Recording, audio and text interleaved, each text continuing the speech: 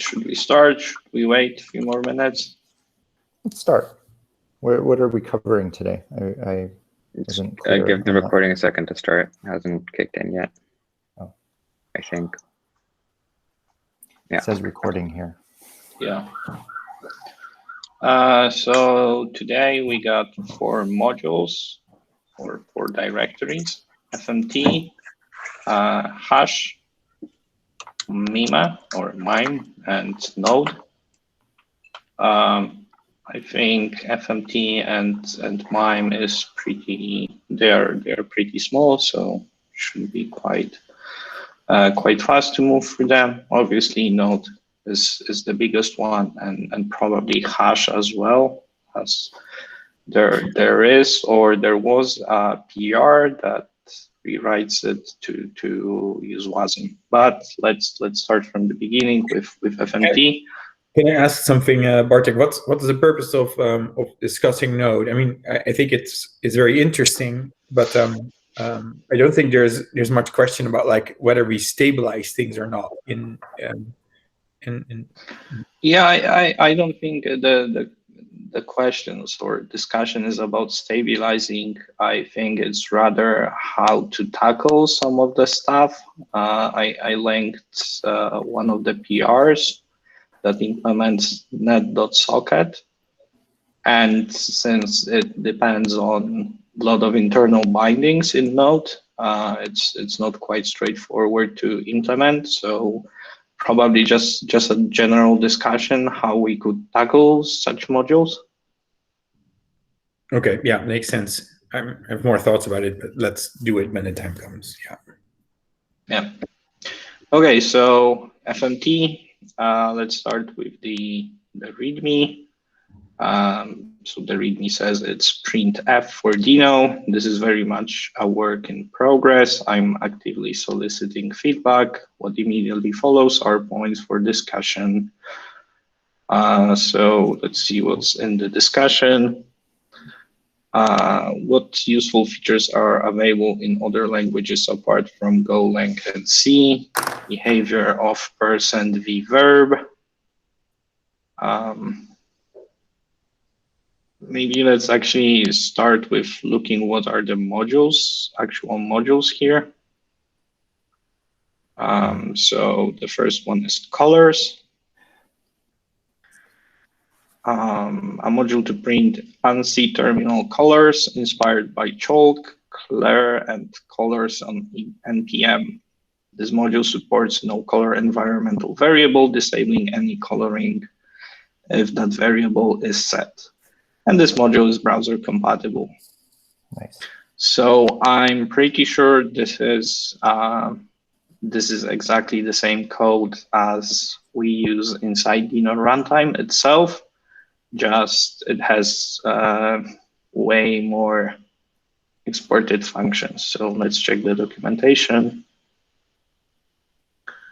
Yeah, so pretty much helper functions for many colors, as well as some functions that allow to create arbitrary colored strings. So I suggest we skip through most of them as they are pretty straightforward and focus on the ones that are configurable. So the first one would be BG RGB24, which takes a string and a color that is either number or RGB. And I'm not sure what is this RGB. Supposedly it looks like there's an object right there. In the second example there, it's just an object with RG and B values. Right, but why doesn't it show up? It's probably not exported. Yeah. Yeah, it's an interface that is not exported. So either we should export it or define it in line so it shows up in docs. Yeah, I'd say export it. Yeah.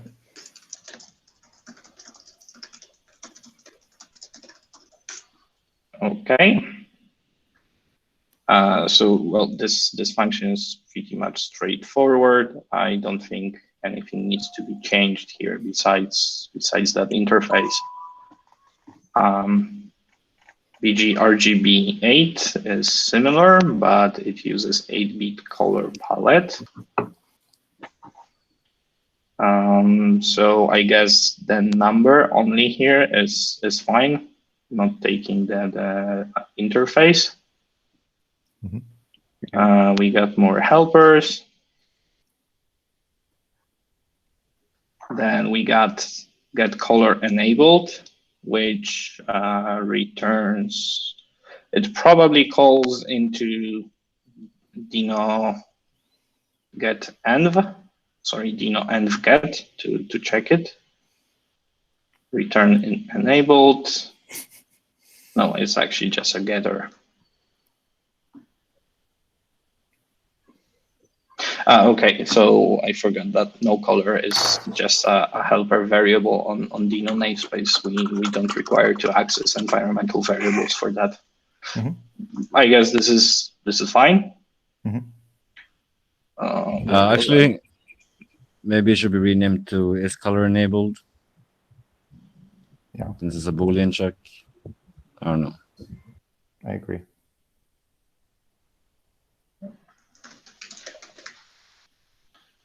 So you suggest to rename it to is color enabled instead of get color enabled. Sure. Yep.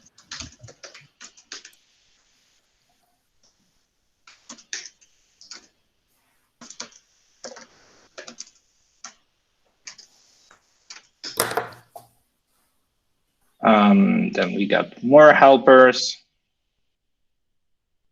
And then we got RGB24, which has the same signature as BG RGB24. So this is fine as well. Then another helper set color enabled. So this allows to actually override the no color environmental variable. Any comments? I guess that, get color enabled makes sense now.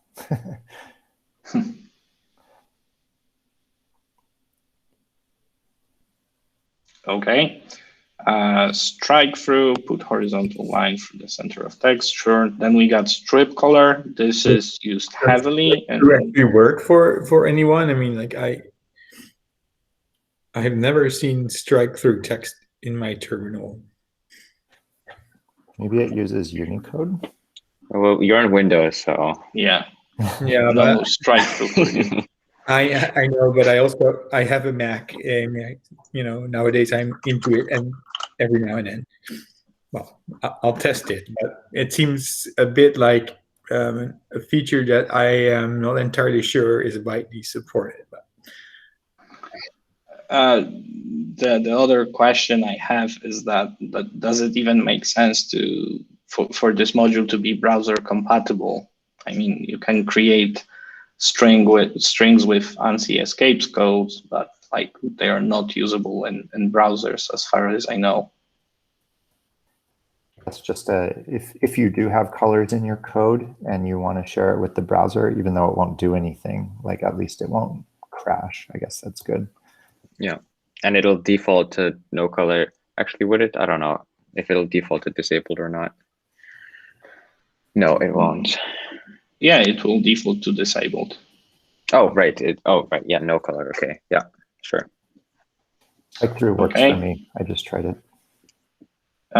Strip color. This one is used heavily throughout the Dino code base for testing mostly. So this is a helper that uses some kind of regex to strip out all those NC escapes code.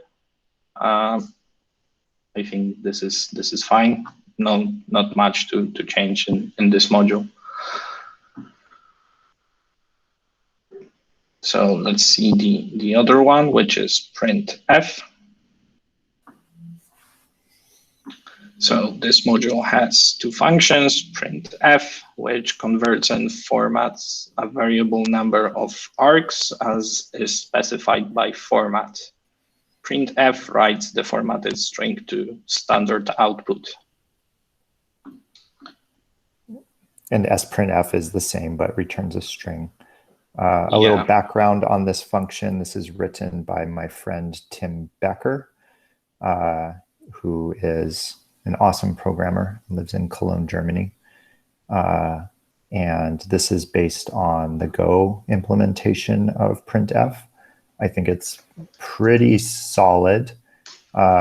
Definitely one thing that comes to mind is that the documentation, the JS doc, could have some examples with format strings in it. It would be very much more helpful. And that the README, I think, is just Tim's random ramblings when he wrote this 2 years ago. And we should probably just remove those random ramblings. One more thing so there are two methods. They work the same, but printf prints to standard output and sprintf returns string. Seems like this one is superfluous because it only encodes the string and then prints it out using Dino stdout write sync. So remove it. I have a bit of a question about the utility of this feature, because if you console.log, it also does some of this interpolation, and one could argue that that's even a little bit a dated concept, because nowadays you can, JavaScript has like actual, what these format strings with the template strings, and so what are we expecting that this will offer that console.log will not offer, and that or that is significantly easier, and that will also not be able to be done with backtick strings, template strings. That was also brought up on Discord by a couple of people. That's a good point. So, I mean, I would be fine with just removing it. I think the actual, because this is the same implementation as in Go and POSIX, I think, so it's actually useful to have the same logic in JavaScript. I probably can see some use cases for it. I don't know. I think like Go has it because Go doesn't have template like strings, right? So you need to use fprintf for format, or sprintf actually for format strings. But all of the stuff that you'd usually use sprintf for in Go, you usually do with template strings anyway. And like if you want to format a number, you just do like number.to_precision with the number of decimals of precision you want. And I think that's like more JavaScript idiomatic than printf. So module. I don't know. I don't really see the use case for it, to be honest. Wait, so I could see a use case where that for a function that returns a string that does interpolation the same way as console.log does. I think that might be for some purposes useful. But like having this with a similar but yet different semantics, that seems a little bit like too much, if you ask me.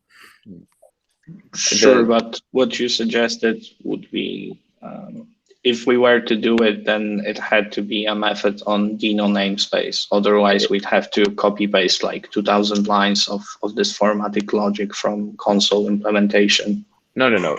This is already possible. You can just construct a new console, and you can provide your own printer to console. Or actually, I think we use dino.inspect in the console implementation, and this is already exposed in public API. Well, the inspect browser doesn't compatible way to do this? Yeah, the new console constructor. You do new console and you pass it as an argument a callback function for like a printer. Right. And because it's all synchronous, this printer is called synchronously. So you can use this to like do format strings as well. Does that work in Dino already? Do we Yeah. have this? Oh, cool. Yeah, I mean, I think that makes perfect sense. So let's just remove this, or let's put this in. Put this in /x. Yeah. Yeah. By the way, on a sort of meta level, it would be awesome if we somehow could look at the usage statistics of these modules when we review their stability. You know. In a few short weeks, we will ask William to look into those things. Oh God, I'm being put on the spot. It's coming. One day it'll happen. One day. Soon. Um, TM. Okay, so let's also see this to-do file. I guess if we were to remove printf module, then this to-do is not really valid anymore, which would leave us only with fmt/colors.ts file. Yeah, which I think we could probably move to std/ANSI, because that's what it is. Does it exist already, ANSI, or is that a new namespace? No, it doesn't I exist. think that file previously was just called std/colors.ts, but then we moved it to FMT. I like FMT. I think that makes sense for colors, and I could imagine having other, a table making thing in here. I don't know. Yeah. And assuming we'll if you have an ANSI cursor directory, movement as that really. well. Oh, sorry. Assuming we'll also add cursor movement and Yeah, those sequences, right? I mean, I could see the argument for moving it to ANSI because it'd be nice if we also had ANSI parsing capabilities. So you imagine, for example, how GitHub Actions is built. Like it needs to parse these colors and turn them into something else. And right now we have only basically stripped these ANSI escape codes. Yeah, exactly. And I think for cursor movement, as Casper said, that would also be very useful if we were able to parse those from stdn. Because currently you need to import some third-party module to do that. It just seems like FMT is so. I guess FMT implies output and not input, but ANSI seems very narrow for a top-level directory. TTY. Yeah, maybe I don't know. What was the suggestion about the tables? I didn't catch that. Well, maybe tables is not a good example, but because we have console table, but you can imagine other formatting methods that do some progress bar, maybe, I don't know. Sure. But are we in agreement to remove printf? I think some good points have been made on that front. Sure. Okay. Noted. Then let's move to the next module. I think that would be hash. Okay, maybe first a note regarding this. These APIs are implemented in TypeScript, and there was a PR that re-implemented most of them, I think, using WASM. So there was just a single WASM file, I think. And at the end of the day, we should just make decision to go either way. I'm not really sure what is the problem with TS implementation besides most likely being slower than WASM, and maybe Casper will be able to shed some light on it. I So think the before we WASM start, one is lacking digest and now I'm in HMAC, but most likely this will be deprecated by web crypto, most of it anyway. Yes. Pretty Yeah, much everything in here can be done by Settle Crypto. So yeah, I would also argue that like we should deprecate this module. And we don't have the web crypto methods yet, but but ideally we would start that very soon. Now shouldn't be too hard either. Should be a pretty easy There are open feature. PRs already for really? web crypto APIs. Yeah, so I would say let's just skip this entirely because we're going to deprecate it very soon as we have this web crypto stuff. It makes sense for me, and yeah, definitely. And it seems that all of these APIs are just made up, or maybe they somehow try to follow the web crypto APIs, but yeah. I mean, they look more like the Node APIs, and I know for a fact that Yoshia has been implementing the Node.js hash stuff. So, it seems appropriate to have it there for compatibility, but here, I mean, yeah, let's use web crypto. But if we remove this module, then the Node API, the Node compatibility layer should also probably use those web crypto APIs. Yeah. So eventually, we'll probably have to rework those later. Or maybe we should try to land those really fast while he's working on this node. He's probably already done with it, actually. Okay, so skipping over hash then, noted that most of these APIs will be deprecated when we add window.crypto. And let's leave it at that. Moving on. And I think all of those are already implemented in WASM, by the way. Yeah, except for the HMAC ones. Which was a good proof of concept for our WASM integration. So I think it was useful, but web crypto is obviously more web standard. So. Okay, then MIME module, how do you say it in English? Yep, MIME. Okay, so we got mod.ts, which only re-exports multipart.ts. I think this was done when we decided that every module should have mod.ts. But as we can see in this example, it doesn't make sense. So probably the contents of multipart.ts should just be placed in mod.ts to save one request. Yeah, I agree. So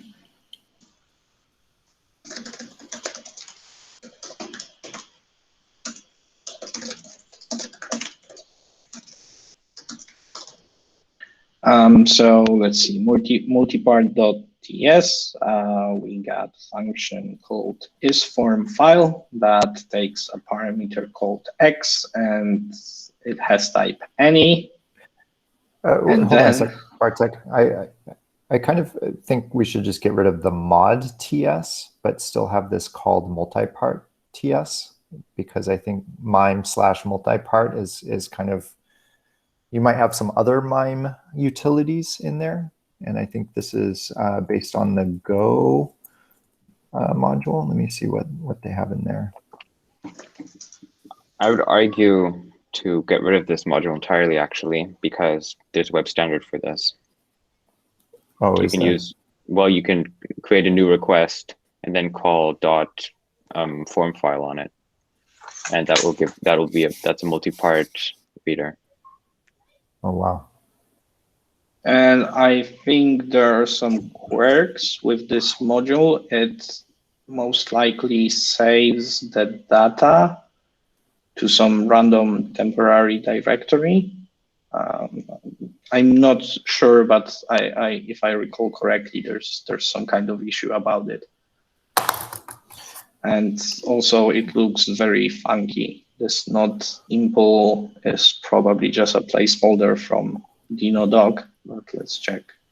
Yeah, it's x is form file. So noting that type guards are not working in dino-doc.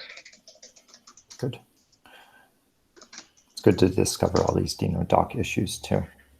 So would it be possible then to implement this module using form data? Like, what if we wanted to have this API? I think so. I will check. Let's see, probably these multi-part reader and writer are most interesting ones. So yeah, reader for parsing multi-part / form data. It takes a Dino reader and it takes a boundary string. And it has a single method called read from max memory that is missing a type. And it returns a promise that resolves to multi-part form data.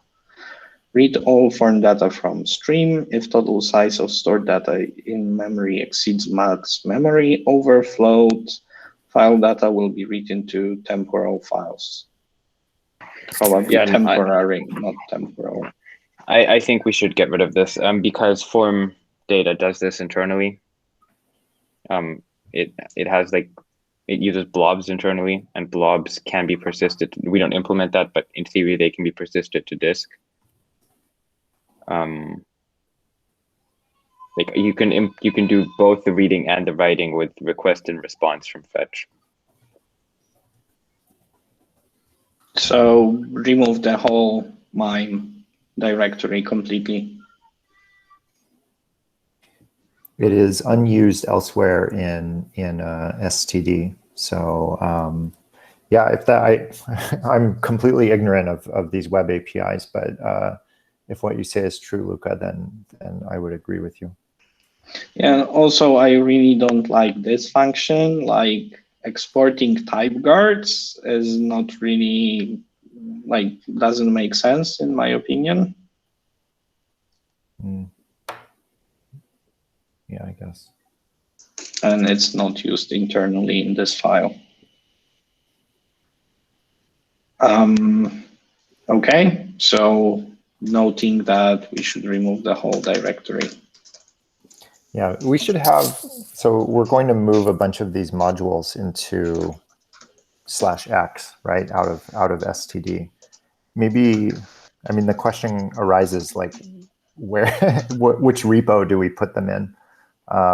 So maybe we should start like a Dinoland /x repo or something, or I'm not sure what we would call it, where we could put like the printf thing, we could put this multi-part library in case people still want it.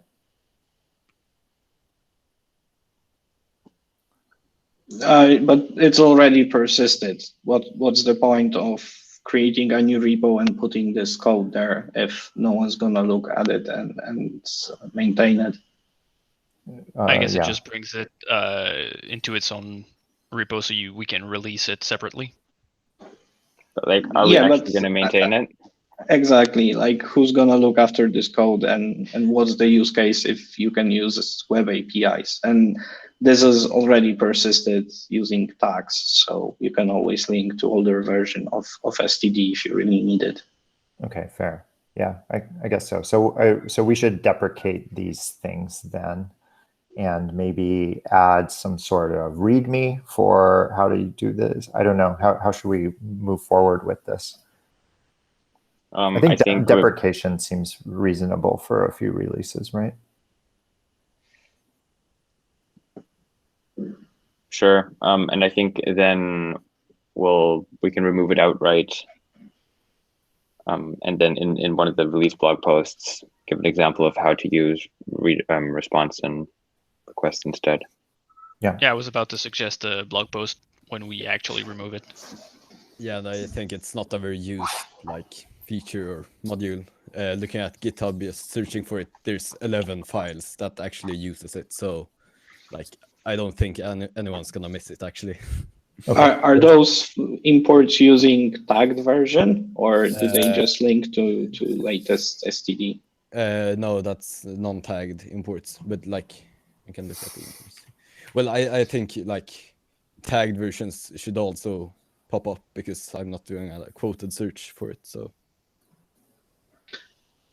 Well, I think we should just remove it. Yeah. No deprecation whatsoever. Like we warned multiple times that you shouldn't link to untagged version. So yeah, just remove the whole directory. I mean, it is a little unfriendly, right? Because you imagine you do use a tagged version and you're using this in your code and you go to upgrade your STD, going to have some nasty surprises. Of course, we haven't stabilized it yet, but Right, so that's why we have a blog post for it. sure, yeah.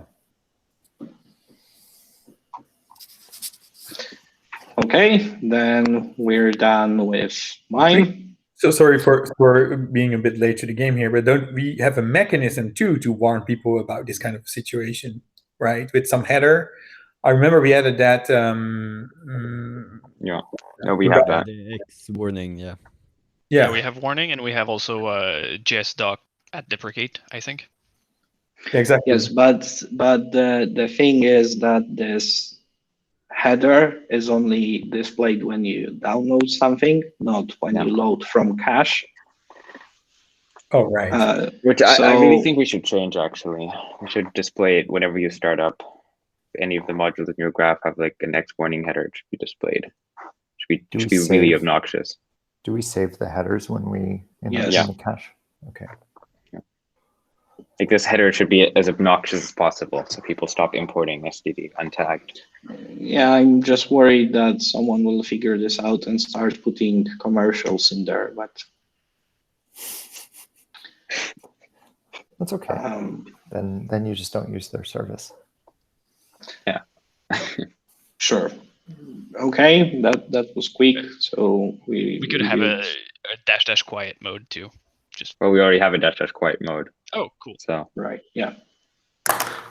And I think I'm even assigned to that issue to show those warnings every time you access the code. Okay, then the node module. Glad we made it so quickly because this one is really big. Yeah, so the question is, okay, first of all, I think we now have native tests for these APIs, thanks to Steven. Has that landed yet or not? I'm not entirely in the loop. Yeah, that was Pretty merged sure. like a week ago. Okay, cool.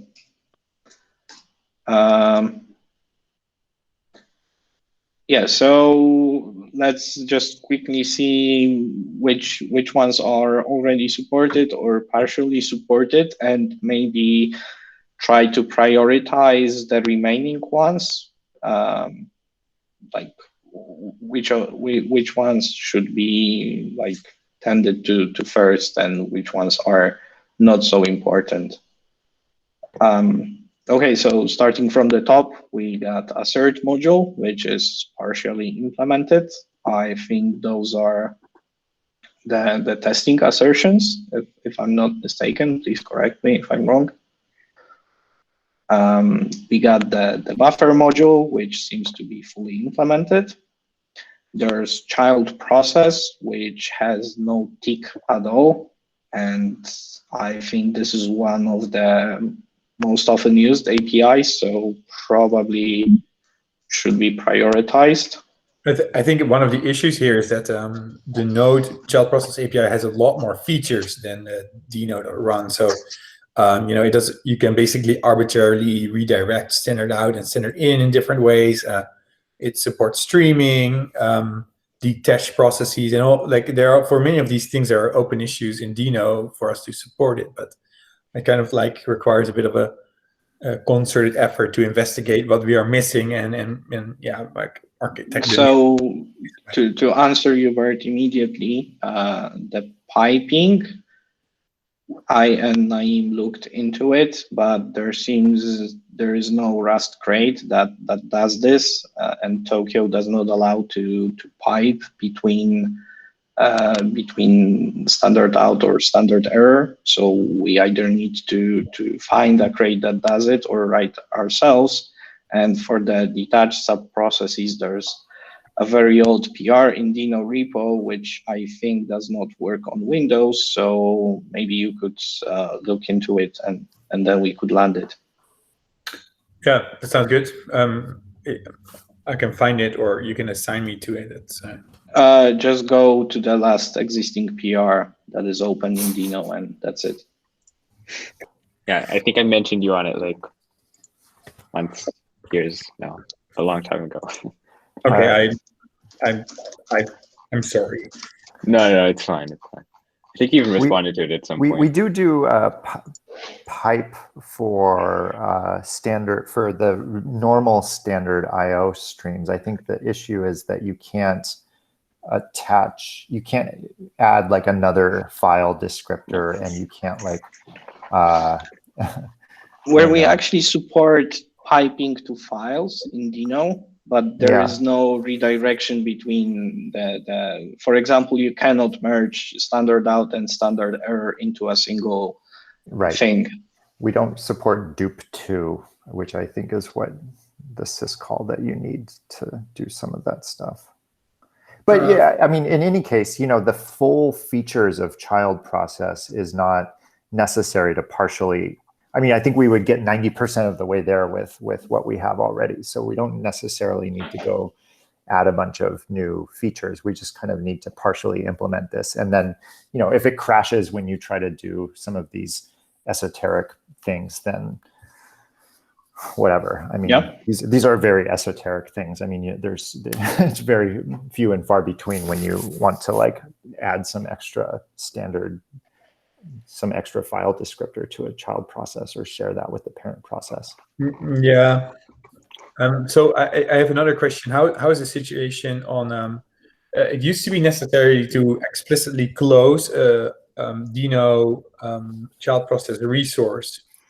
Is that still the case? Because that seems like something that Node doesn't require, and that it would be very hard for us to get around at this point. Yes, and the funny thing is that we actually, so we got this close on drop on the Rust side, which means that closing the process class, the process resource, actually kills the. Sorry. Kill on drop. Kill on drop, yeah. But then again, it requires you to manually call process.close. So, but this is the case with any other resource in Dino. And actually, Luca and I discussed this today in some other contexts. Yeah, I think, I mean, a kill on drop is maybe not is not really equivalent to the behavior you want. We basically want to close on exit, like automatically remove the resource when the child process. Also, Node has two different modes. It has like exit and close, and they're semantically slightly different, but in either situation, it happens automatically. You never have to manually destroy a child process object. And I think from a user friendliness perspective, that would be ideal in our case too. It's a little bit. Okay, so there's an issue opened a few weeks ago that discusses completely changing Dino subprocess API to align it better to what Tokyo offers, where we actually discuss what you're just saying, and I suggested to just replicate Tokyo's API almost one-to-one, because in most of the cases you want to spawn the process and run it to completion, or spawn the process, collect output from standard out and standard error, and close it. And like doing pipes manually is, I think, very non-popular use case. Most of the people just want to run to completion and be done. And as you said, it should close automatically. I think having pipes is pretty useful. But you know what, I think we're diverging a bit from standard Node, but you know, we've talked about having resources maybe having resources have like kind of a more tree-like structure rather than this straight resource table. And so it seems like this would be an instance in favor of that design where we, you know, maybe the child handle itself is a resource, and then each of its standard IO pipes, if you had any, would be child resources of that. So if you closed the the sub-process resource, that the other guys would get closed automatically. Right, Yeah. but in Tokyo API, these are two distinct use cases. You can drop the process, but if the pipes are not dropped, you can still read from them. And that makes sense too, because like it happens sometimes that you want to spawn a child process that, for example, forks and exits, and in which case you want to keep standard IO open, but the child process is going to be gone. I mean, I was mostly talking just about like the fact that right now, a process can exit, and even though it's standard out, can be closed, but then like the resource still just going to basically hang around unless you really think about it. And I mean, there's not really much sense in that, why would we keep it around? There's no reason, like there's nothing to do with it. Tokyo has Sure. this, Still, I think we should reconsider the API, because this is like the most popular use case is just run one off, collect output, and done. You don't want to think about it. And Right. for the most advanced use case, well, you'll have to close it manually. Yeah, I think we should dedicate some serious time to rethinking this whole child process API that we have, or I guess Dino.run API.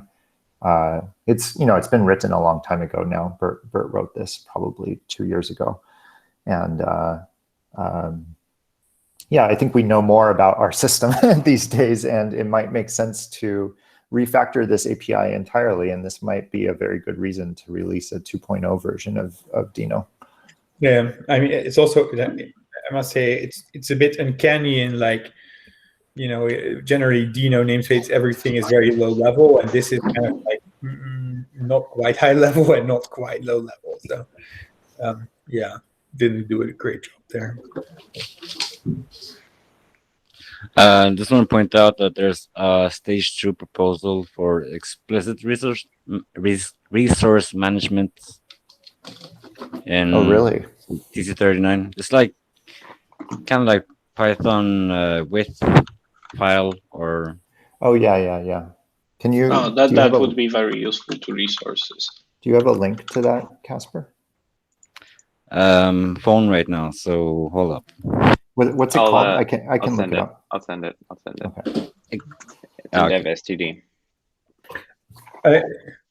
While we're talking about this, anyways, there's of course also finalizers nowadays. So we could also opt to use finalizers somehow with resources, so they can like auto close.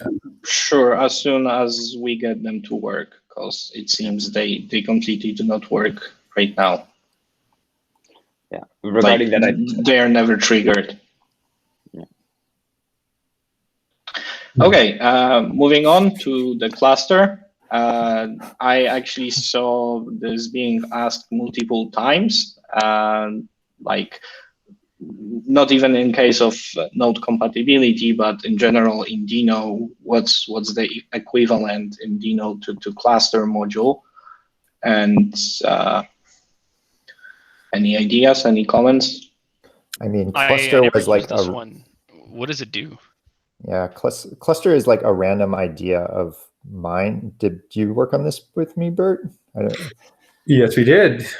Yeah, so we made this, like many of these other modules. We wrote these, but this is to have kind of a multi-process. So JavaScript is single-threaded, and if you're on a machine with like 8 cores, you may want to take advantage of those. And so what this does is it starts a server file descriptor and starts a bunch of node processes, one for each CPU probably. And you can accept connections on all of the different process. It shares this server file descriptor between them. And I always thought this was, we were trying, back in the day, we were very, we were very unsure of this whole node model, and people were criticizing it. And this was a way of kind of addressing some of the criticism that people brought up with Node. But I had always thought in retrospect that this was,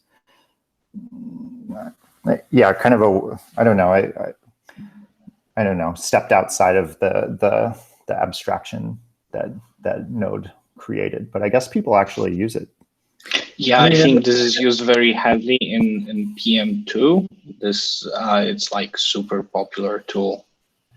I mean, I do think that some of the features that we wrote for it are fairly widely in use. So I don't know if you remember, Ryan, but Cluster works a bit with like creating like a Fort standard IO file descriptor and use that to send IPC messages back and forth in the cluster.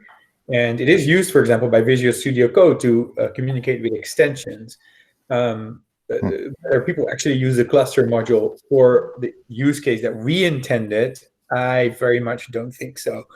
But also keep in mind that this was written before like web workers and workers in general were even a thing. So I think like, to come 2021, like you would want to do something like this using workers. Right. And last but not least, the feature set has some overlap, I would say, with Dino deploy, and maybe we kind of want to punt on this for a bit.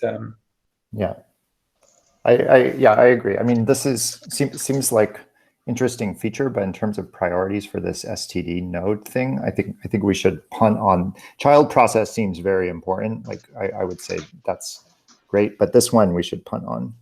Yeah. Okay, noted.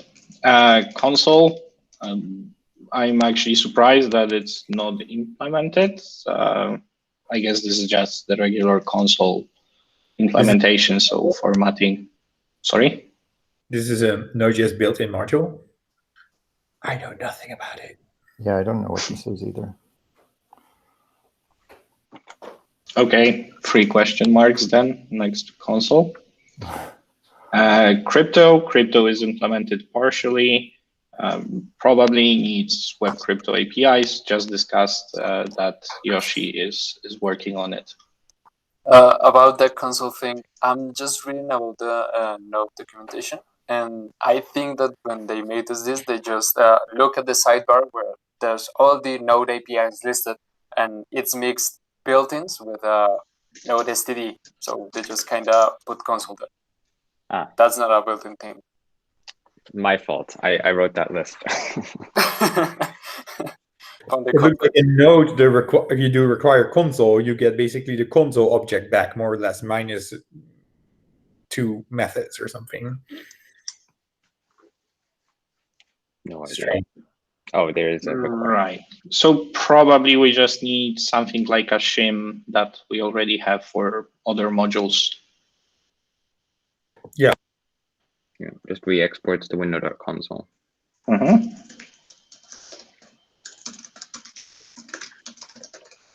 Okay. dgram, I guess this is this could be implemented using dino.listen datagram API. Not sure about the priority. Probably low. I mean, it's nice to have eventually, but this is not super widespread. Mm-hmm. Like I think HTTP and net are far, far, far above. Yeah, sure. Okay, DNS, I guess this could be implemented now as well, since we have dino.resolve DNS since last release. And does it do, so the Node.js DNS module is a bit weird because it has 2 backends essentially. One of them is the system resolver, which is also the default. And by the way, that's also the default that we use in Dino.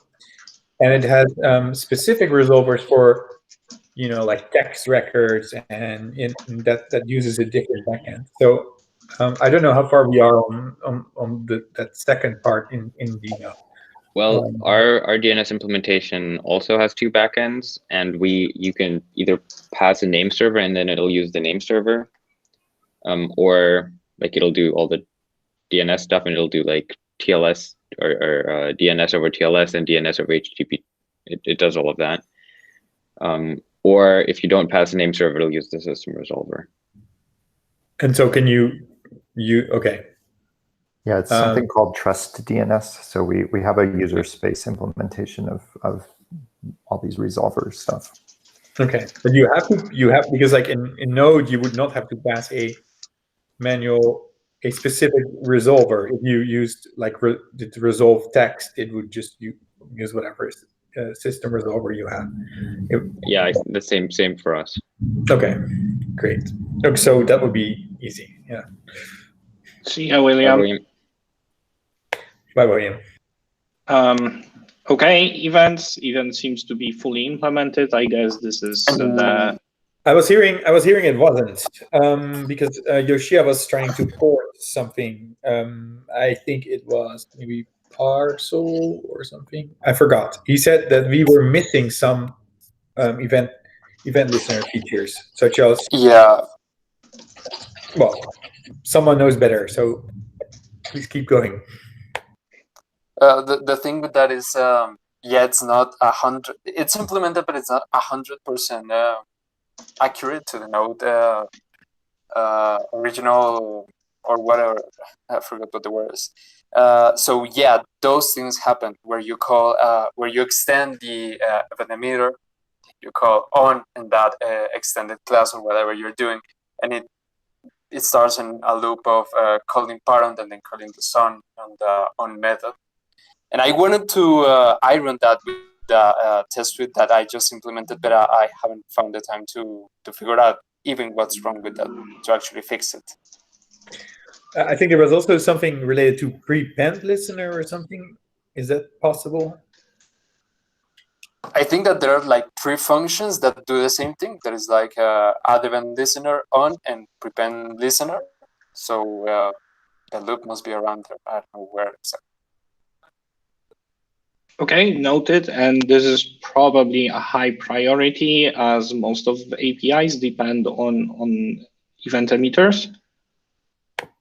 Yeah.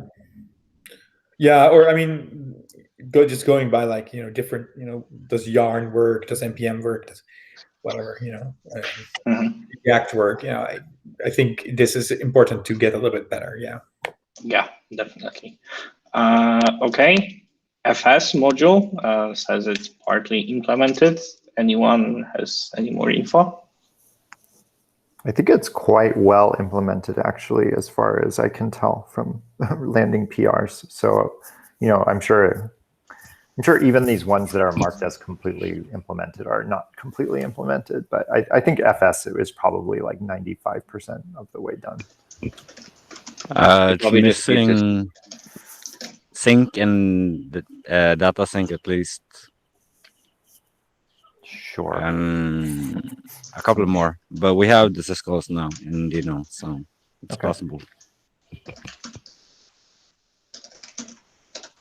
Yeah, I think this is just another case where we just need to add all the node tests for it, and we'll see what we still need to add. Mm-hmm. And if there's missing bindings, then we'll have to add those too. Yeah, we should. And this is probably also rather high prio. Yeah. Although, like, I think all the APIs that people actually use, I think all implemented. Like, who actually uses data sync? I don't think that many use cases. Right. Okay, now I'm going to back HTTP, HTTP2, and HTTPS into a single thing, and probably this just needs to be deferred as we are waiting for native bindings in Dino. And it doesn't make sense to try and re-implement those APIs using std/HTTP as on the last meeting we agreed that it will be gone once we provide hyper bindings. Yeah.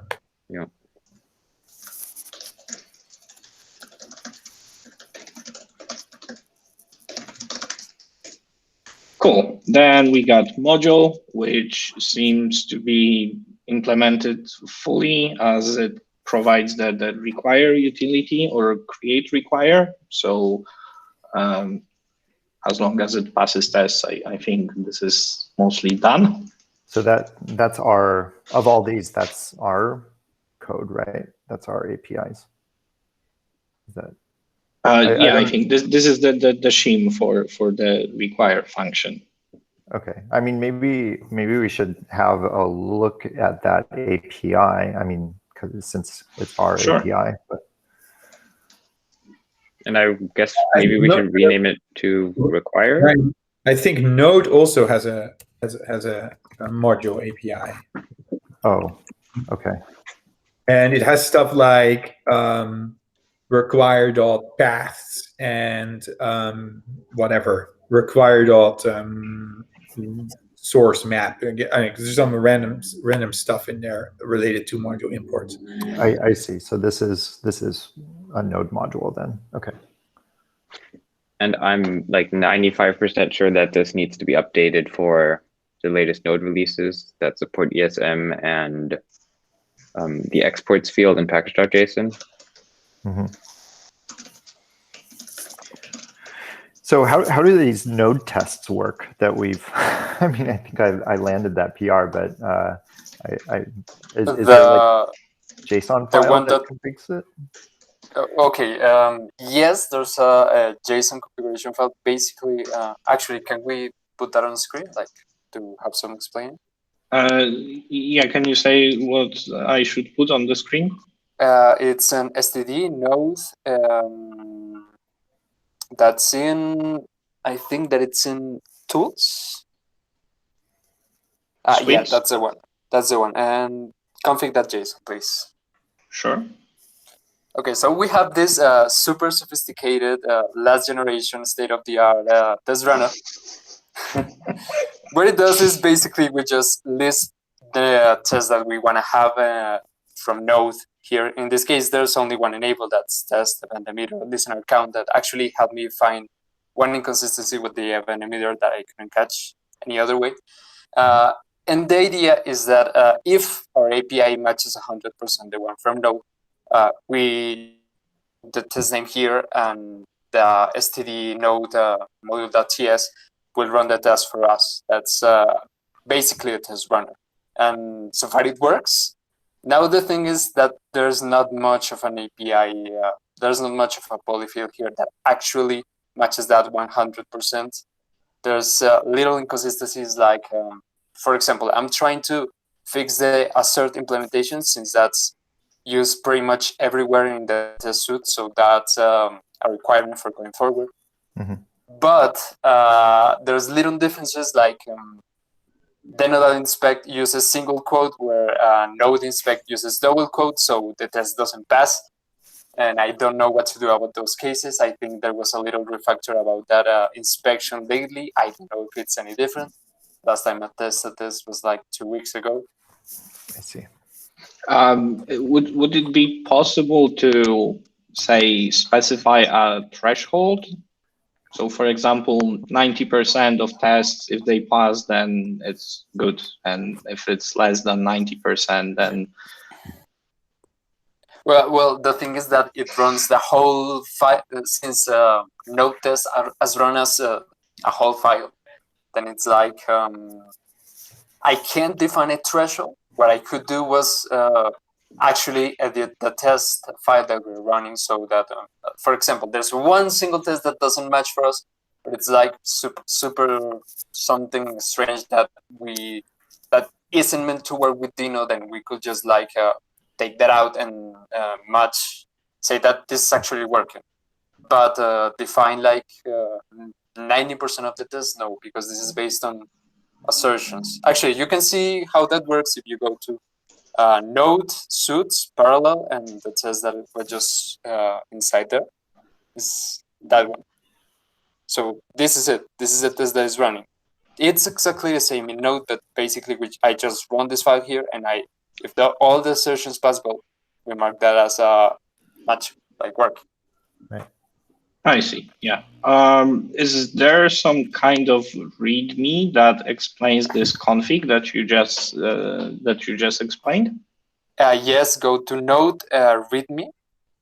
Mm-hmm. Actually, contributing to Node, it's somewhere on there. Sure. Yeah. Running. Okay. Great. Yeah. Sounds good then. But actually, the reason why I wrote this is because we were doing a lot of tests that superficial tests and node tests are quite extensive. They are Sure. If you open it in GitHub, it doesn't even load because there's over 1,000 files there. And I was worried that we were including all corner cases that I know that isn't a goal, but if we could match like 80%, 90%, then we could say this polyfill is working, we can use it. And I saw that many people that were adding things to STD node were just like looking at node tests and taking what could work. And sometimes when tests didn't work, they just leave it out. I know I did with the STD node stream polyfill. I know that's like 10, 20 tests that don't pass. I don't know why. We need to align that to make that thing actually work. But the idea for this is, just use node tests from now on. Everyone that wants to make sure that polyfill is working, just use node tests instead of writing those yourself. Yeah. Amazing work. Yeah. I mean, this is clearly the way forward. Thanks. And mirrors closely what we're doing with WPT in the runtime too. So I mean, we're getting way more serious now about API compatibility, and so this is a huge step forward. So I guess my question is, we've got this one demo file working.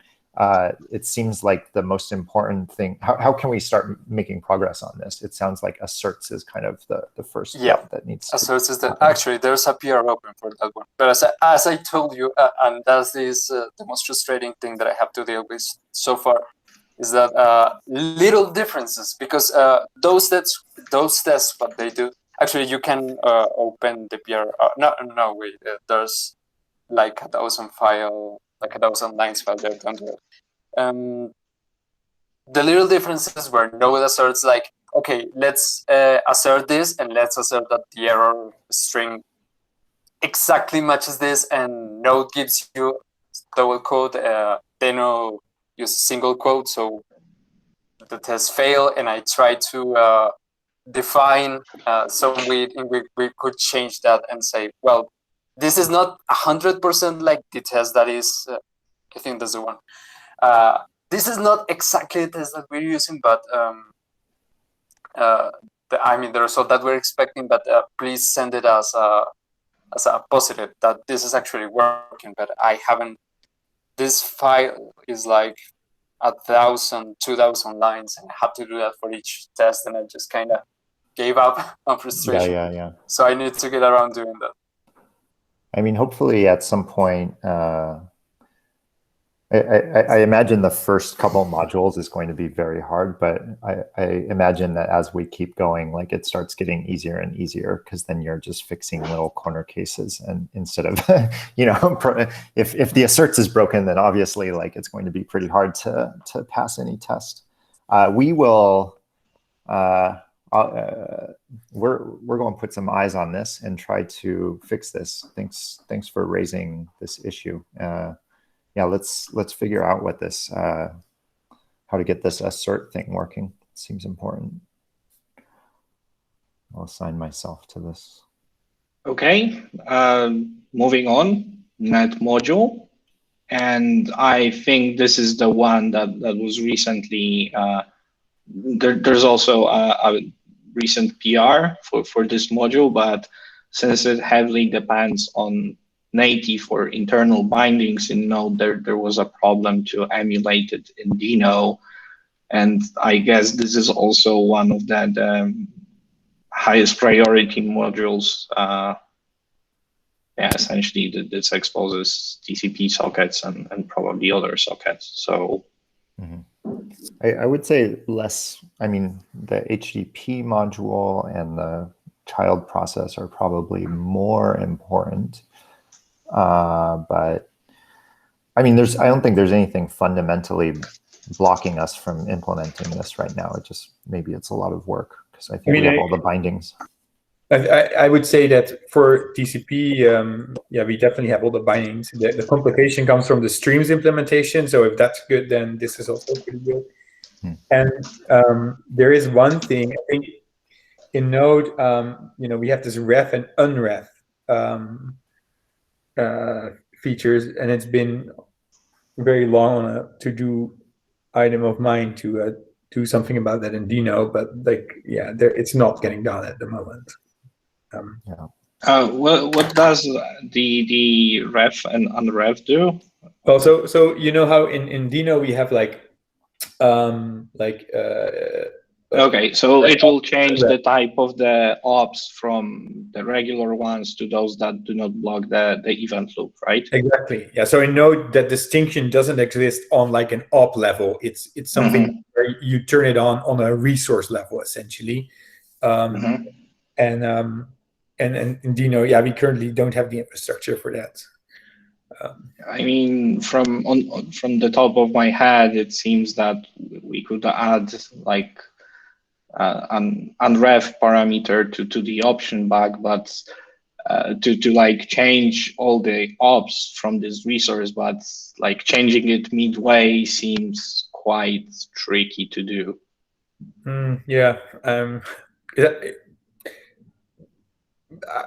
It's actually not, but it's difficult in our current implementation. Conceptually, it's actually not so weird, but it's I think maybe we can just punt on that. It's not that important, I suppose.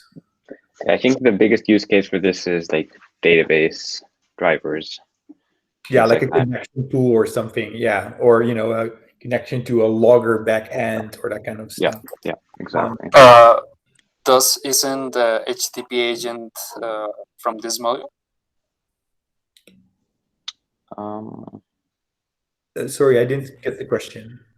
HTTP agent, that's a fairly common use class that you do when you want to do a fetch request or whatever they call in Node. I think that's from this module, this library. Sorry, I have to get. I think the HTTP agent is in the HTTP module, sort of like a separate issue. Is it? Yeah, you're right. Sorry.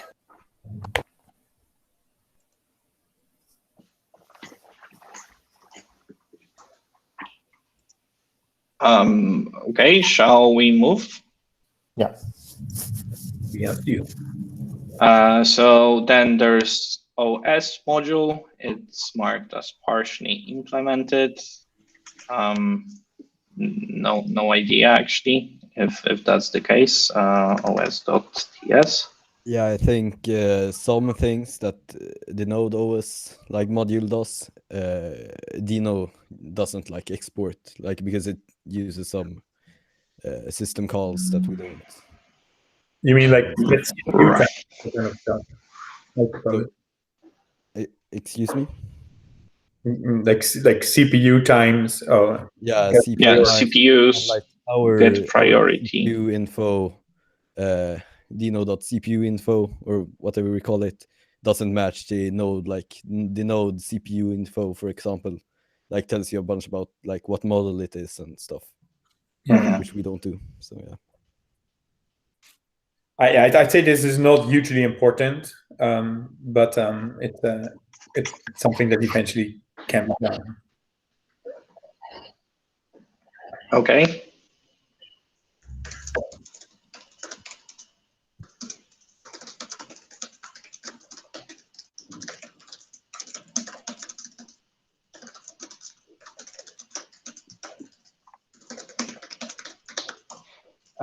Then moving on, we got Perf, which seems to be implemented. Though there are gonna be profound changes to STD Perf on our side. There are still some PRs that change our APIs to not depend, for example, on Dino.cwd implicitly because it requires permission check. So I guess this will have to be revisited. Then we got Perf Hooks, which I think they might depend on the promise hooks, and there is an open PR in Dino repo about it, or that's not it.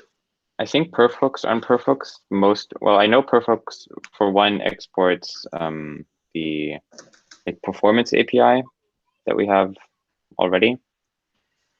Yeah, Oh, performance entry. This is mostly stuff that, well, we don't have performance observer, but we have a lot of the other stuff. Yeah, I think actually Yoshi was implementing it yesterday or today. So this actually might be already WIP. Cool.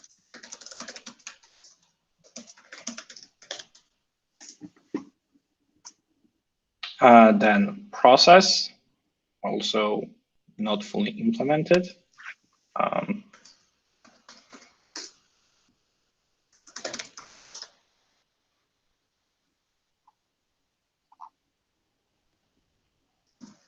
Yeah, there's some stuff in there which we don't have bindings for, like you can't enable the V8 inspector after or during startup or during execution in Dino, but you can in Node. Okay, and there's quite a few events that are not implemented. Yeah, I added that list because how do I say this? I was afraid that people were starting to use this compatibility layer, and they thought that the events were working. So I just kind of added a list that if you try to append on one of these or listen to one of these, then it just throws. Right. Okay. So I guess there's just not much we can do at the moment to support more of these APIs. Yeah, there's some APIs like exit code that we'll probably never be able to support, or not until we have some sort of bindings for them. And I doubt we'll ever add bindings for exit code. Okay. Moving on, query string is ticked, so skipping this one. Readline. I would assume that this could be somehow polyfield. Readline. Here. I mean, readline would be if we had a std ANSI directory, then readline would be a good module for inside of ANSI. Yeah, I mean, I think here the complication is kind of Windows. So like in Node, we rely heavily on like the fact that we emulate ANSI behavior from the Windows terminal in a very specific way, and readline kind of builds on top of that. And I think in Dino we do not really have that. Our repo is implemented in Rust, and it's like has a fairly high level interface. So sure, but I'm almost 100% sure that there is a third-party module in Dino that has like all of these APIs, but like in Dino flavor. So I think they could be somehow implemented. And some of them are actually in Dino namespace, though the unstable one at the moment. And also, I think we should just stop worrying about Windows, like old Windows things, because the new Windows terminal is going to have support for all of these. So, I mean, that's true, and we already are not worrying about them. right. You know, because so that's not, I agree with you actually, but I think that some of the behaviors are slightly different, you know, like totally compliant with whatever VT100 specs, but Node expects quite a bit more like tightened down behavior sometimes, like because whatever how the ALT key is handled, for example. You Mac users don't have that, but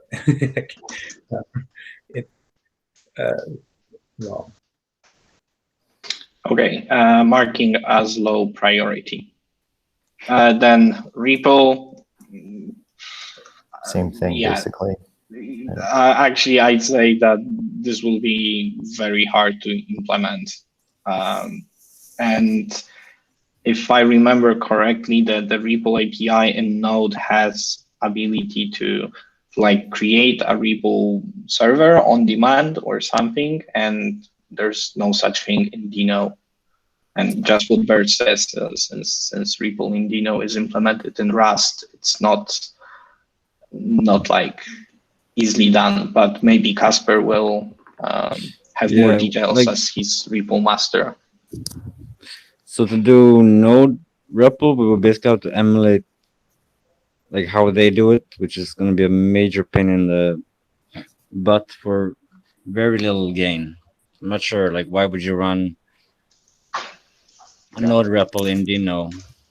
Yeah, I agree. I mean, I think that the basic, the basic concept here is, I remember, what was it? One of the first node users was a Voxer, and they wanted to, start a server and then be able to like open a REPL to a running server, so they could, I don't know, inspect the global object.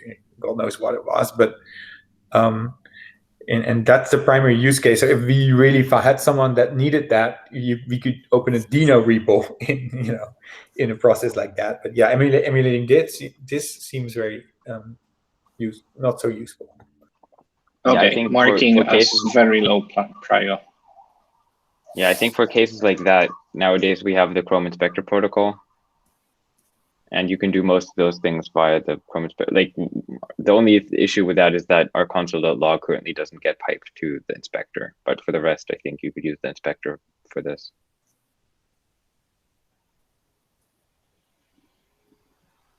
Okay, stream and string decoder seem to be implemented. Skipping then we got sys module. See here. There's nothing in there. Yeah, let's skip this. It always Node wanted to deprecate that, but then it almost got Ryan fired, so then it didn't, or it undeprecated it, and but nobody uses that anymore. Okay, skipping timers also. Then we got TLS and TLS / SSL. Is this something similar to Dino.start TLS? Yeah, it's a client and server. Our TLS implementation currently is missing, is very, very lacking currently in Dino. Probably because we use this Rust crate that is very non-configurable. No, that's not even the issue. The issue is like we don't expose any way for you to get like when you do a TLS connection, you have to give us the certificate you want to use upfront. There's no way to like switch the certificate based on the client to low or something like that, which is like very essential feature if you're trying to like build a system that uses SNI for routing. Yeah, I mean, but I do know that Hyper supports this. And so does Rust TLS. It must. Yeah. So yeah.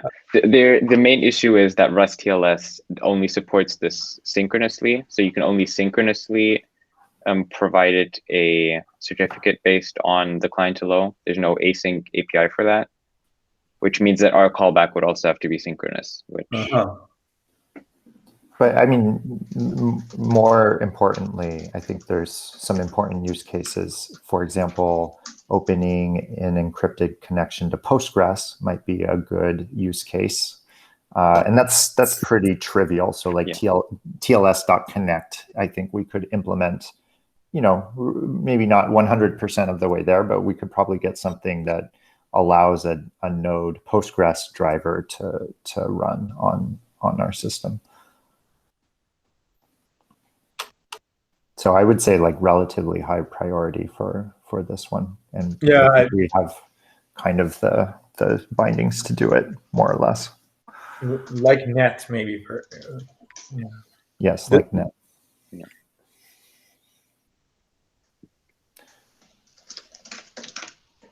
Okay. Then we got TTY, URL, and util. I mean, TTY, I think the only binding in there is like is a TTY, which is our only TTY related binding in Dino. The rest of this set raw mode and is raw.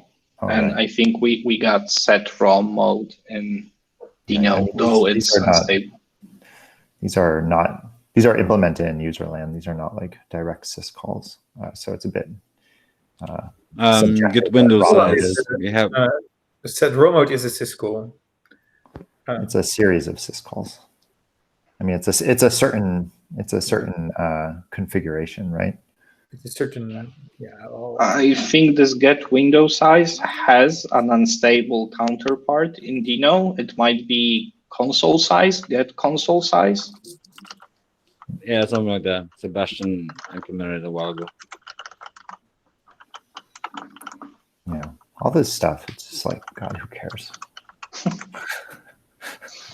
Okay, V8, I think this might be a point of contention, as I saw some node packages that use this very heavily, but I really can't imagine how we'd go about implementing those in Dino. Like, first of all, we probably don't want to expose these APIs in Dino, although some of them are now exposed. For example, V8 serialize and deserialize. These are now available as dino.core.serialize and dino.core.deserialize.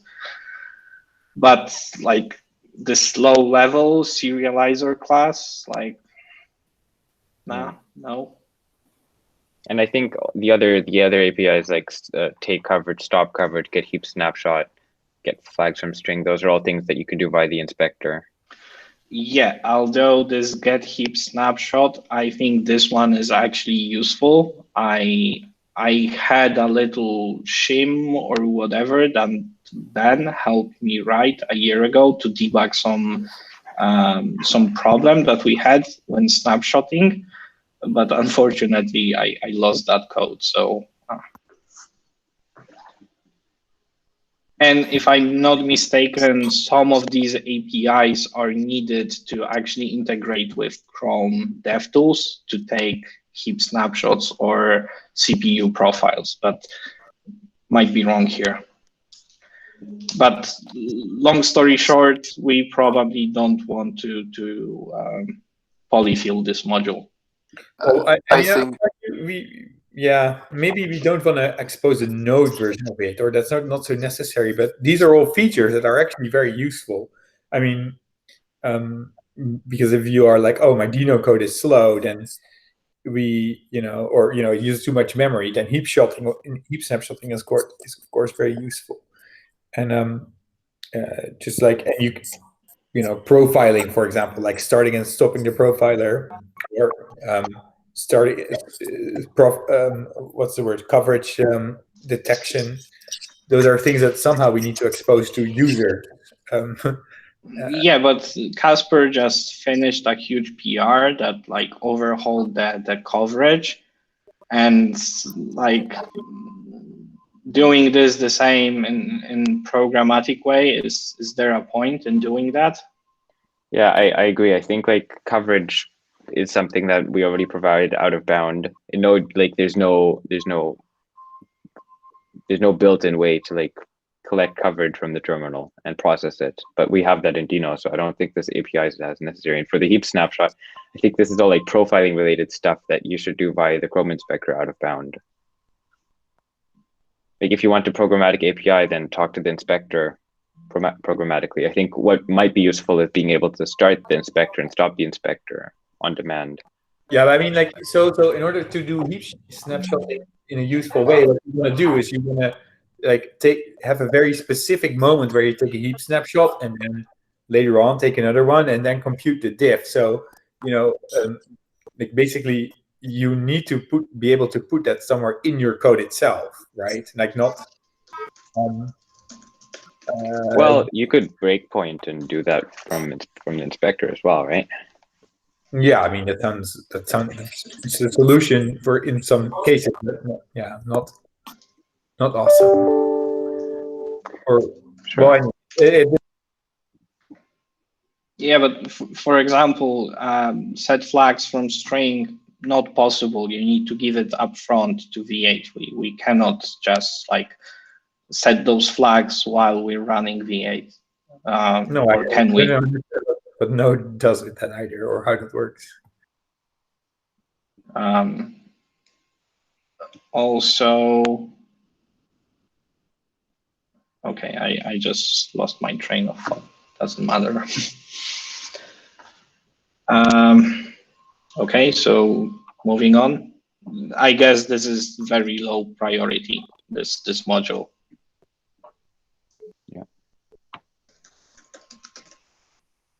Oh, now I remember. So Luca, you just said that you want to like start inspector on demand. And again, in Dino right now, this is done in very specific order. You need to attach inspector to the isolate just after you create this isolate.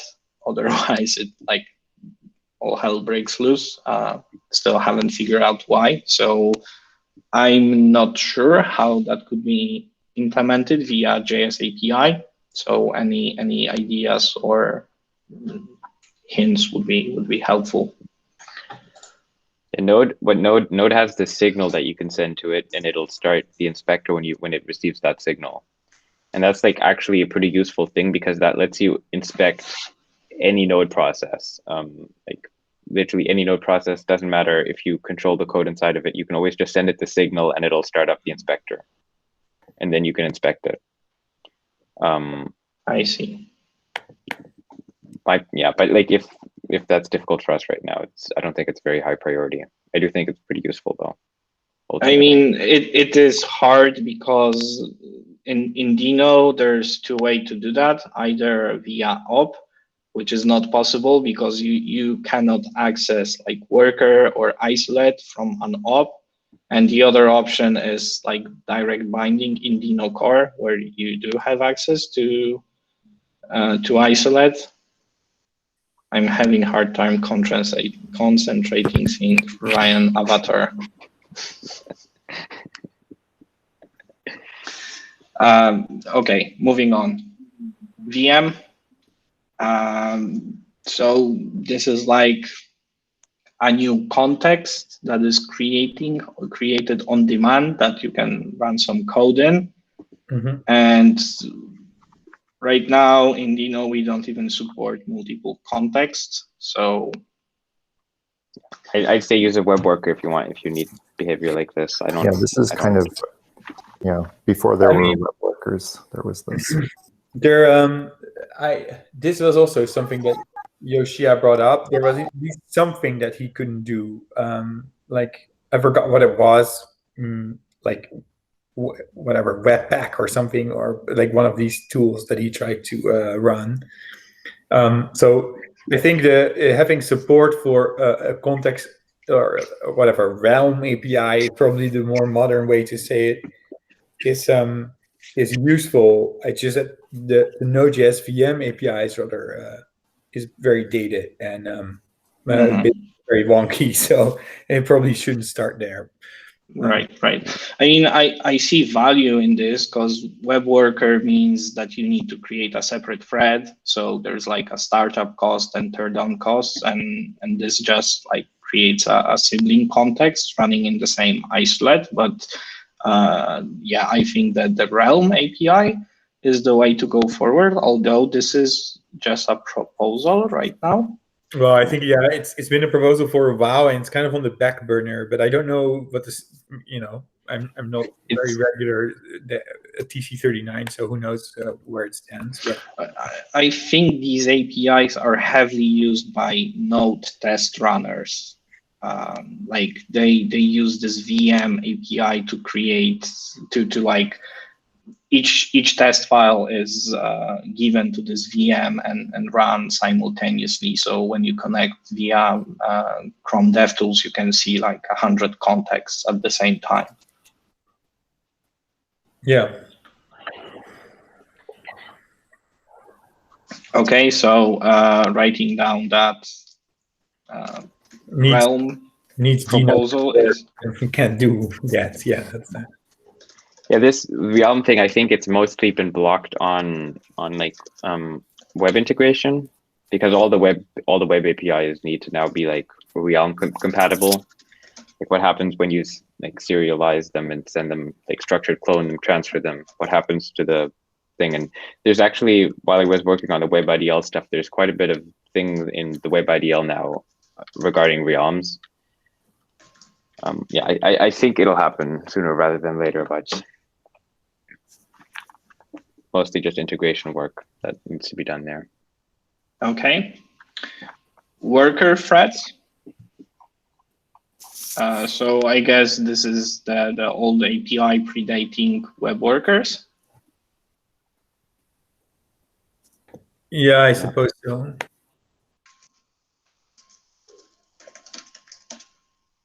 Like looking at the API, it's essentially web workers. Yeah, it's a pretty recent thing. I mean, maybe in the last 3 or 4 years. Yeah, they, one of the reasons why we're like all done with Node is that they do things like this. They decide to make something similar to web workers, but not really. Yeah, but it looks very much like web worker API. For example, this broadcast channel, it exists in web API, the same with message channel and message port, although we don't have these classes explicitly because we only have web workers, which like have a single port, which is implicit according to spec. And obviously it uses events, which I guess are node events instead of DOM events. Yeah, and also this these broadcast channels and message channels, they're all slightly different to the web standard ones. They have the same name, but they're not the same thing. Right. Yeah. Okay, so I'm just writing down that this should be shimmed using web worker API as best as possible, but probably never be able to achieve 100% compatibility. And then we got the last one, which is zlib. And there's like 2-year-old issue in Dino repo to expose zlib bindings from V8, but no one ever tried to do that. And I'm wondering, can we just like use a Rust crate instead of trying to access it from V8? Wouldn't it be simpler? Good. And I also expose that. Sorry, Bert, I didn't catch that. Then we compile zlib to WASM and then use that instead. That would probably be. I think there is actually WASM for this already. Yeah, the disappointing thing or annoying thing is that V8 itself depends on zlib, and the code for zlib is inside the Dino binary already, right? And so it's just a little unsatisfying that. Right, but I think this circles back to a talk I had with Bert that like depending on stuff that is inside of your dependencies is a double-edged sword, because if you stop using some API, it will get compiled away, and then users want to still use it, and how to ensure that it's still there. So I guess this trying to compile to WASM is preferable. I mean, it's definitely the simplest way to get there, I think. I mean, zlib is not just in V8. Like any HTTP server will also require zlib. Yeah. So yeah, we'll have that code a couple of times in our binary, anyways. Yeah, but I would still start with doing it in WASM. Okay. Then quickly skipping over the deprecated APIs. We probably don't want to support them anyway. And the experimental ones, okay, async hooks is the thing that I mistook for perf hooks, which depends on some V8 APIs that allow you to add a hook to promise. There's a PR open by Benjamin, but it's been stewing there for some time now, and I don't really know anything about this module. So inspector, I think this is the programmatic access to V8 inspector. Again, not sure how we could expose these APIs in Dino because inspector is 100% done in Rust as of recently.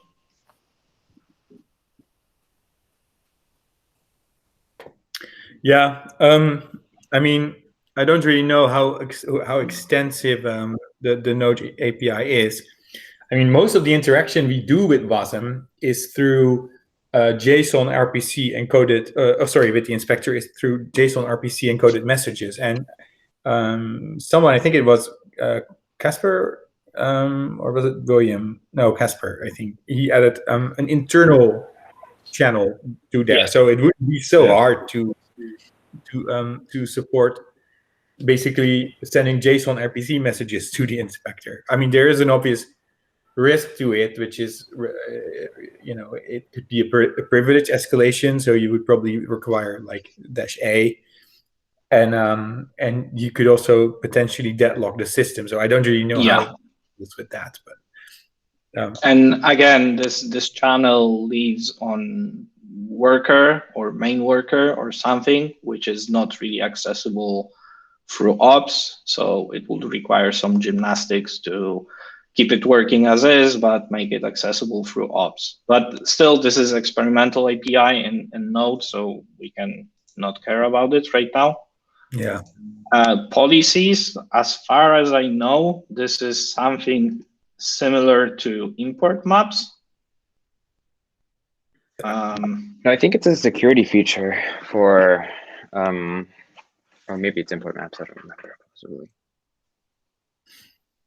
I mean, I think is this not the same as like sub-resource integrity kind of stuff? Yeah, I think actually, it's like import maps and sub-resource integrity at once. Yeah, and then additionally, you can like shim out or completely disable some built-in APIs, though I'm not sure how that's done, because this sounds a lot like granular permissions per module, which we don't support because we couldn't find a way to do this reliably and fast. I say skip it. I don't think there's a big need for this. Then report, diagnostic report. Never heard of. Me neither. It seems to be actually going to stable, or it's already stable.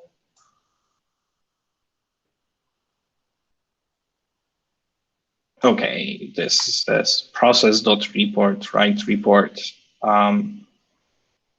Sure, I think we can skip this for now and circle back to something similar to Dino at some point. Trace events. This is still experimental, so I'd say skip it completely. And then there's WASI, which I think we have implemented very well in STD. We have pretty much the same interface, so we can just re-export with like one rename. Perfect. Cool. Okay, great. Then I think we're done for today. That actually went way smoother than I expected. Can we talk about this create require method though? Because this is kind of the entry point into the whole system, right? Yeah. So I have not done any porting to Node yet, but from what I understand is you would need to have like a little shim around your module that basically has these two lines of code. Correct. I guess the question is this good? Yeah, I mean, is this what we want? Because this is kind of the main API, right? Or this is our API. Well, it kind of depends on what we want to do. If like you as a user are writing a Dino program and you want to import some NPM module using require, I think this is perfectly fine.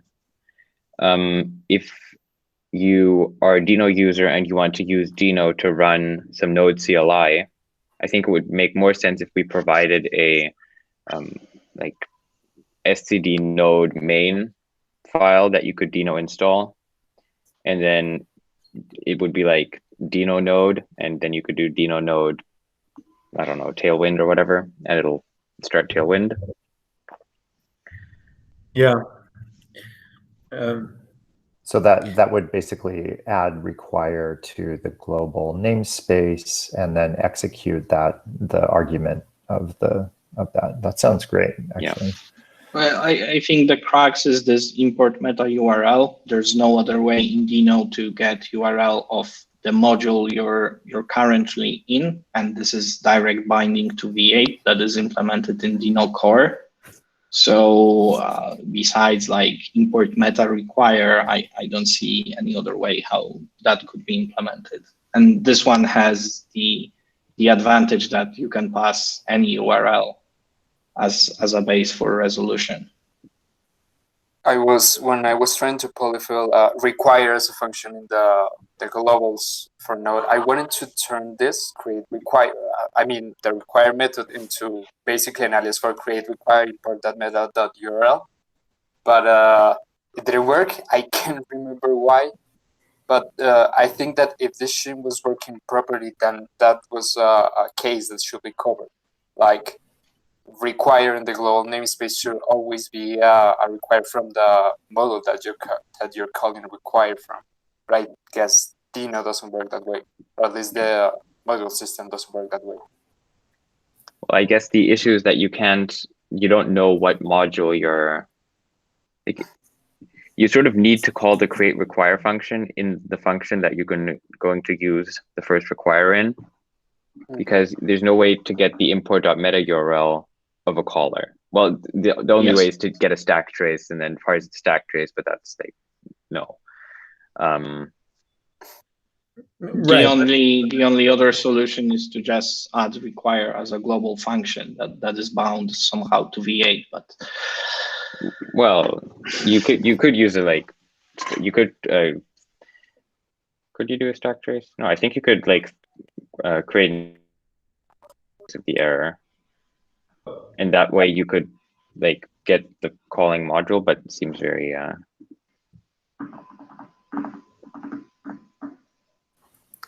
in any case, like adding this main TS file, I think seems pretty reasonable and would cover kind of the command line interface use case. Yeah, I mean, it seems not the most convenient, but at least it doesn't require us to, make hard decisions on the API up front. So in that sense, I like that idea.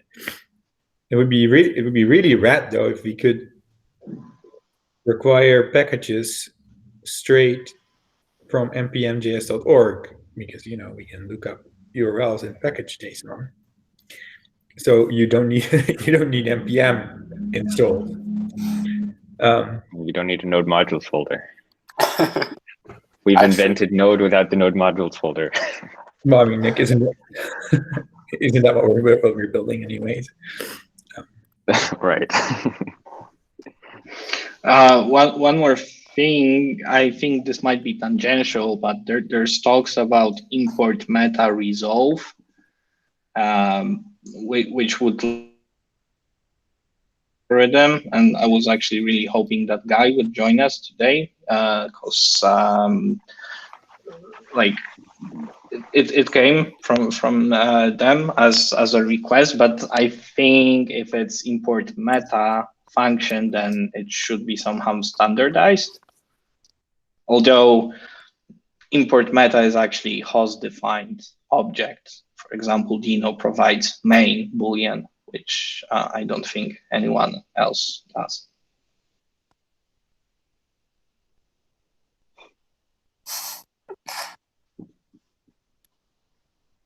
Yeah, I don't know. We're just okay, I guess we're done. Any more comments, questions? Yeah, I was gonna say, I think the purpose of this meetings is like define what we want on STD before 1.0. Am I correct? Yeah, mainly to review what's already there, but obviously any additions are very welcome. Well, no, my comment is more about what do we want from Node to say that this is ready for 1.0. We talked about high priority, low priority ones, but if we could just say, okay, these APIs will be ready from Node to say the STD is stabilized, I think that will, or at least it will be good to set a roadmap for that. Right. I think that the Node module is a bit special because we're trying to polyfill a set API. Well, first of all, Node is going to change APIs. Right now, I guess we're targeting Node 15. So still, it's going to be a moving target, maybe not very fast moving, but it's going to be a moving target. And at the end of the day, it's like if we implement only half of these APIs, then we'll have only half of the APIs for 1.0. But happy to hear opinions of others. So, I mean, I kind of think, you know, yeah, I think we can stabilize kind of the rest of this. You know, the node stuff is kind of special in that we don't have to stabilize it necessarily because it's the API is defined outside of our thing. But as far as targets go, I mean, I think rather than kind of saying that we need to implement these and these modules fully, rather we should think about kind of use cases of node programs that we would want to run. So for example, right now, Yoshi, that is KT3K, he's trying to port Tailwind to run on Dino. And so he's going through and implementing various shims to make that work. So Tailwind is kind of, you know, one program we'd like to run. There's been some talk of running NPM on Dino. It doesn't seem unreasonable to me. That would be interesting and illuminating. But I think also some of these React programs would be interesting to run. Be interesting to run TSC on like nodes TSC on Dino, I think, as well. Assembly script as well. The compiler. Sorry, say that again. Assembly script. It's a compiler to WebAssembly, like TypeScript-like language. I thought assembly script was implemented in Rust. No, it's all WebAssembly. I mean, it's all self-hosted and TypeScript. I see. Yeah, so you know, kind of the big important use cases are, you know, probably like what's the web server? Express, React, Tailwind, NPM. You know, these kind of big use cases. We should probably just try to get those guys running. And once those are running, you know, then you kind of have a spanning vector set in the vector field of features. Quickly, you're able to add those features together to make other modules. I don't know if that answers your question, Stephen, but. Well, yeah. Well, if this isn't a priority for 1.0, then I think I'll be able to sleep more quietly at night. But yeah, good to know. Yeah, I think having these node tests really solidifies our goals, because then we're not randomly implementing these methods, but we have a fixed goal in mind, which is to pass the node tests.